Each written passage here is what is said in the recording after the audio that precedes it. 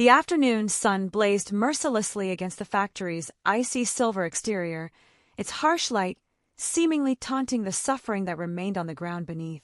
A tiny doll rested shattered on the dust-covered pavement, its limb contorted and its face smudged with grime, serving as a wordless testament to the violence that had transpired just minutes before.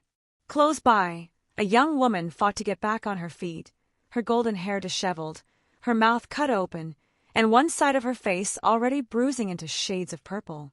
Her child, a small girl barely past her 6th year, stood shaking at her side, pressing the ruined doll against her body. Her large, moisture-filled eyes flickered between her wounded mother and the pathway leading from the factory, the same pathway down which the men responsible for their injuries had just escaped, their laughter echoing behind them.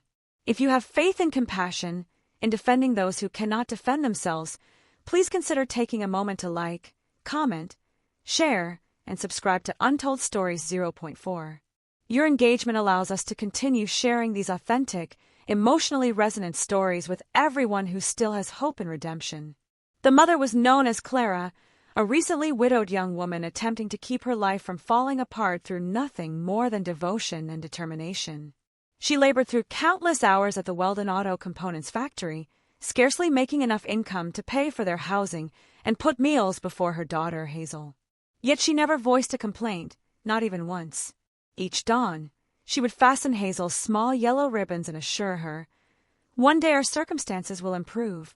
Hazel trusted her words because at 6 years old, you accept every vow that emerges from your mother's shaky smile. However, on this particular day, everything shattered, both the plaything and something deep within their souls. Clara had discovered that the factory supervisor and his subordinates had been shortchanging her wages for months, exploiting her vulnerable position. When she at last confronted them directly, they responded with mockery. When she pleaded with them, one man forced her body against the wall. And when Hazel burst in, gripping her small doll and crying for them to cease, one of the men tore the toy from her delicate fingers, severed its arm, and hurled it into the dust. Then they departed, abandoning a battered mother and a weeping child beneath the endless sky. Clara attempted to maintain her composure. She cleaned the blood from her mouth and murmured, "Everything's all right, sweetheart. Mama's fine," though her words wavered with agony. Hazel remained silent. She simply remained motionless, holding her damaged toy, her tears falling noiselessly onto the ground. But destiny, it appeared, had different intentions for them that afternoon, because precisely then the faraway thunder of engines started to permeate the atmosphere. The noise intensified, became more powerful, until it transformed into a rumbling that rattled the entire street. Hazel rotated her head and witnessed them. 5 motorcyclists, their polished Harleys shining beneath the afternoon sunlight, their dark vests adorned with the crimson-winged skull bearing the words Hell's Angels. They decelerated as they drew near, their commander cutting his engine initially. He appeared mature, weathered, with graying hair and a substantial beard, ink designs spiraling down his forearms like narratives etched into skin. His vest displayed RL. CHLLS. When he dismounted from his motorcycle, time itself seemed to freeze. He required no explanation of what had transpired. The evidence was everywhere throughout the scene. Clara's quivering hands, Hazel's destroyed doll, and the contusion expanding across the young woman's face. The motorcyclist's jaw clenched tight. He descended to one knee, positioning himself at Hazel's eye level. His tone, despite being resonant and rough, held an unforeseen tenderness as he inquired quietly with his gaze, "Who was responsible for this?" Hazel raised her small hand and gestured toward the factory. At his back, the remaining bikers shared wordless glances, the type of understanding men communicate when language becomes unnecessary. The commander rose to his feet, his silhouette extending across the earth, and gave a single nod. Then, without pause, the 5 individuals turned toward the factory entrance. Their engines thundered back into operation, saturating the air with a noise that was simultaneously fury and righteousness. Clara shouted after them, "Please wait, don't do this." But they had already vanished, riding directly into the factory grounds where the identical men who had mocked them moments earlier now stood paralyzed. Laborers halted their activities as the group of leather-wearing riders entered, engines rumbling like snarling predators. The commander dismounted initially, his footwear striking heavily against the cement. The factory supervisor advanced forward, attempting to project confidence, but his arrogant expression wavered when he witnessed the rage burning in the biker's gaze. Nobody can say with certainty which words were spoken that afternoon, but the raised voices carried all the way to the street. What witnesses recalled most vividly was how rapidly it transformed into stillness, the variety that weighs oppressively, the variety that concludes matters.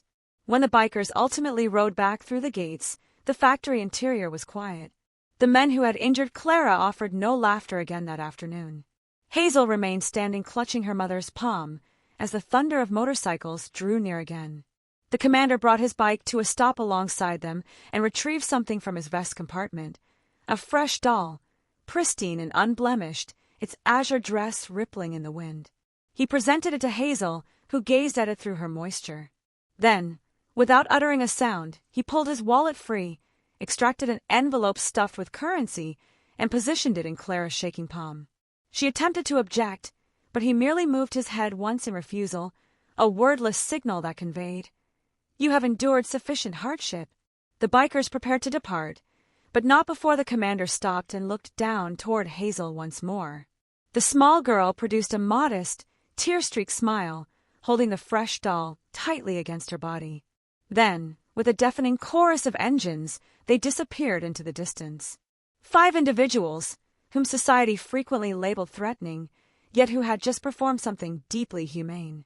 The following dawn, the factory entrance stayed shut. Whispers circulated that management had abruptly stepped down. Clara never encountered those individuals again, and for the first occasion in years, she returned home with her dignity intact. Hazel bounced alongside her, the fresh doll cradled in her embrace, the sunlight reflecting off its synthetic surface. It felt as though the universe had quietly repaired something that afternoon. Not merely a plaything, but trust itself. If this narrative moved your spirit, please remember to like, share, and subscribe to Untold Stories 0.4. Every narrative we present serves as a testament that empathy can emerge from the most unlikely sources, occasionally even from those whom society misjudges.